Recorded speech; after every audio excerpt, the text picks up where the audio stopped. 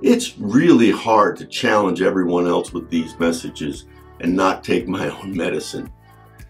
Victoria and I are about as polar opposite as two people can get. I'm sure God brought us together to learn how to work together so we could better understand all the other people we could possibly influence for Christ. That said, we had one of our men are from Mars, women are from Venus conversations last month that ended in a bit of heightened frustration. And Victoria simply said to me, "You can't change me, but you can still lead me." Wow, was that profound for me, after I stopped my frustration long enough to really hear it.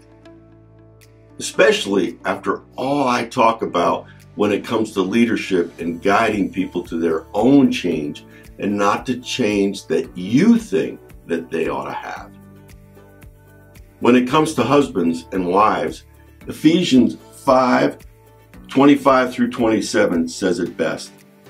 Husbands, love your wives just as Christ loved the church and gave himself up to her to make her holy, cleansing her by the washing with water through the word, and to present her to himself as a radiant church without stain or wrinkle or any other blemish, but holy and blameless.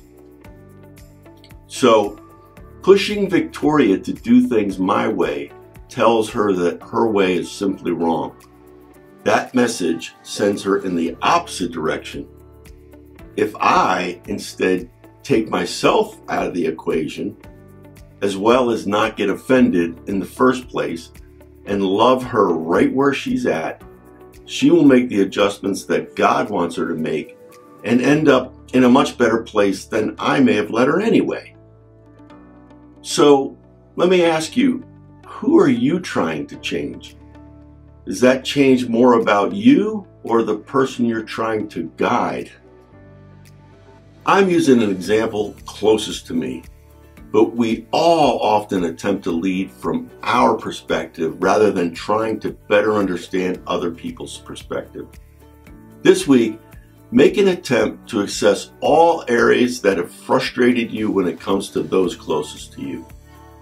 If what you tried in the past doesn't work, try something new.